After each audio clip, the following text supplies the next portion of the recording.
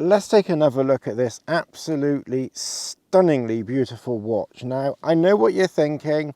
How can this be beautiful? This, of course, is the brand new out GWG-2000. This is the 1A3R2D2 version. It says multi-band 6 stainless steel back Casio. You have the different informations for the different buttons, unless of course your wrist has eyes. I'm guessing that information is of limited use, but it's there nonetheless. So if you do forget which button to press, take your watch off. The glass on here is sapphire and therefore scratch proof.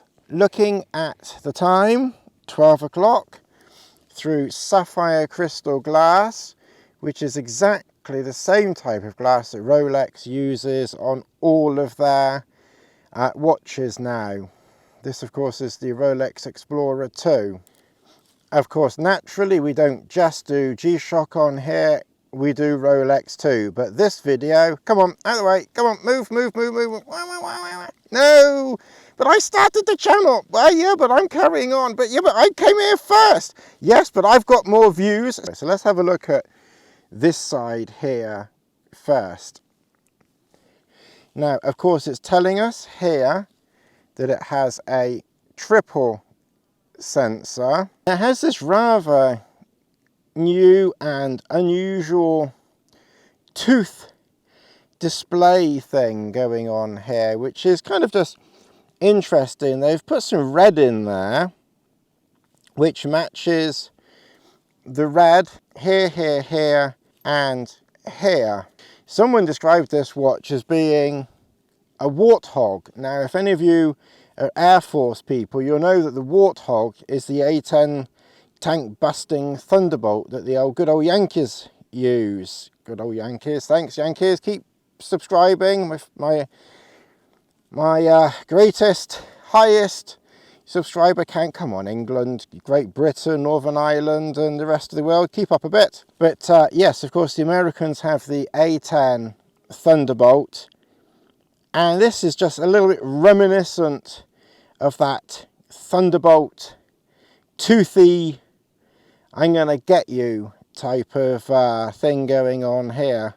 This is a no-nonsense nabbing sensor type of thing. This isn't just a gentle like a little gentle hole for gently sucking sensors in, gently sucking in air pressure, gently sucking in temperature, gently sucking in whatever else it wants to suck in. This is like chomping at the bit air pressure, chomping at the bit of the temperature.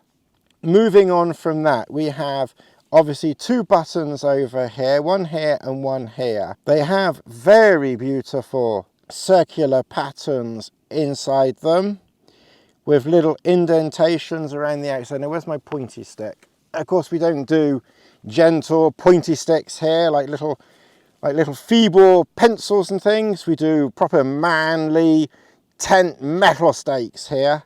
Well, for this video anyway. So we have these little indentations, 3 of them, 1, 2, 3 there, and the same on that side there. You have these screws here, looking around to the front on this side here. So this thing is not just screwed down, this is bolted down.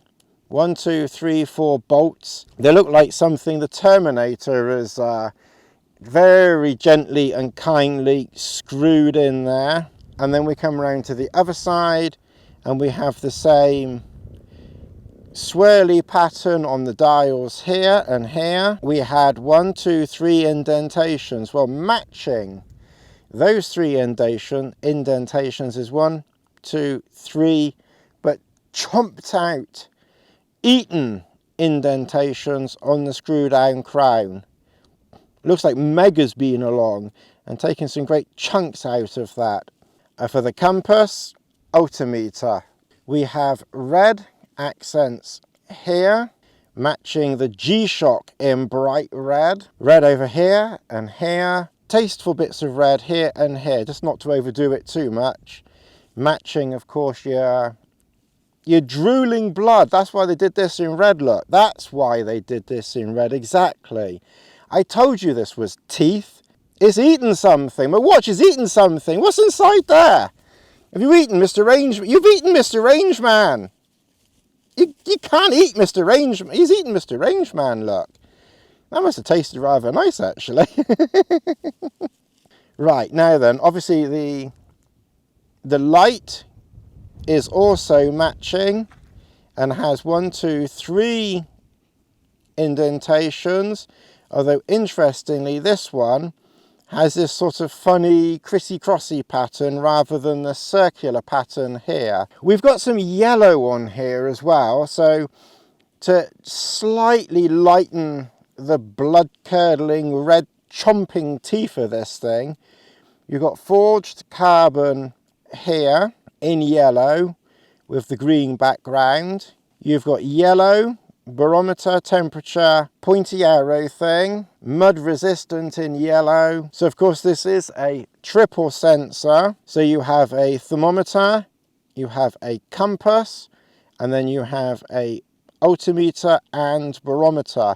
That's kind of like 4 things, but I'm thinking that the altimeter and the barometer kind of like off one sensor. This is a radio controlled watch. So if you start up your radio control, goes zing, zing, zing, and then it starts racing off everywhere like Nigel Mansell. No, it's not that kind of radio control. It's a radio control. It's a bit careful with this, pointing this thing around. It's the radio control. It's the radio control where every morning it corrects the time for you automatically. And of course it is tough solar. This is no granny solar. This is tough solar. Inside the bezel you have the 12, 3, 6 and 9. They all illuminate. You have the buttons at 1. You have illuminating pieces on each one of those. You have places of the world around the inside of the bezel, so you can set your time to, I believe, 29 different countries. On the outside you have, here you have your altimeter measuring for a reference of altimetering. So 1 would be 10, 20, 30, 40, 50, 60 meters, 70, 80 meters. So if you're climbing up a hill, you can have those in tens or hundreds. Although I'm not quite sure what happens when you get round, when you get round to here, whether it just keeps going around and around and around and around. So I do think that's a little bit of a gimmicky thing that does there. Right, the hands. Now, I must admit, I do prefer the hands to this than to this one here. We will do a quick video on the differences, but I do prefer the hands on this one. You have a second hand in red, which again matches your red of your G Shock and the bits all around the outside. You have your long minute hand there, and you have your phallus hour hand. Now, it's only me that's looked at that hour hand and thought that looks just like a pencil. It's exactly like a pencil, isn't it? It's the exact shape of a squashed pencil. You know. Jamie Clarkson. Well, someone did say that this was like a toy that looks exactly like a man's toy. So yeah. It's even got the squid, it's even got the little line in the middle, getting ready. Anyway, we better try and keep this clean. In case you were not sure what watch you had, you've got G Shock written on the top, you've got G Shock written here, you've got Casio written under your little and under your phallus symbol here. Down here you have your digital display, so you can see that the weather has dropped off a little bit but is now climbing. So this is set over 20 hours and is 1 Pascal per indentation. It's a little bit misleading, that, because that kind of gives the impression that the weather has sort of plummeted down to storm force weather, and now is climbing to balmy sunshine. It's actually been quite pleasant here. You can of course change this setting here to your hours, minutes and seconds. You can change it to the day, month and date. You need Casio in the United Kingdom. These are the wrong way around. You need to give us the option to switch this, really. I know you can't in this particular one now, but really after all this time, and then we're back to that. And then in your mode you have your barometer, so you can see since I last set it, it has climbed a little bit. You have your temperature showing 22. I actually don't think it's quite that warm. You have your recall, you have your stopwatch, timer, alarm, world time for setting the time, home time, radio control for accuracy, and it last set it at 2 o'clock this morning.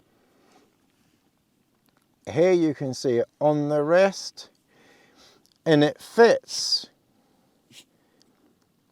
very nicely. It's a good fit on the wrist. I have a 7-inch wrist, which I think is about 17 centimeters, and as you can see, it's not overly big. If we bring it a little bit closer here, you can see that the strap fits nicely. It's not done up tight. You can see I can get a finger underneath it, so it, you know, it's pretty stable on there. But that's a good fit. It's quite, it's not a high watch. It fits quite low to the wrist, all things being considered. Those teeth look like they're ready to chomp into my arm there. Plenty of strap there, so you could easily put this over a jacket if necessary. Also, when you're looking at this very close up, it half reminds me of like a tank or something like that. But it also reminds me of one of those stealth fighters, like an F-117 stealth fighter. So it's not just a warthog with chomping teeth, chomp, chomp, chomp.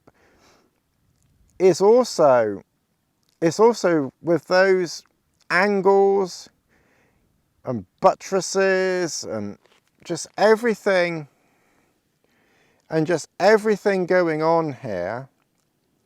It just reminds me a little bit of one of those futuristic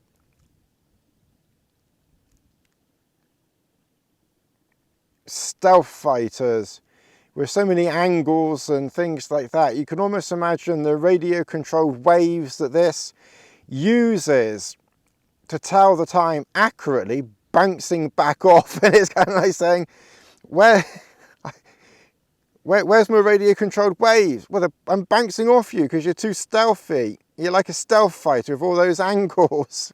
Your screw down crown literally works by just undoing it several times anti-clockwise and pulling it out, and then that's how you can enter some different functions. Push it back in again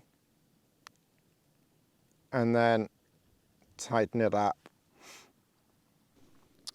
And of course the other thing that is most prominent with this watch obviously is the carbon core around the outside, which houses the entire watch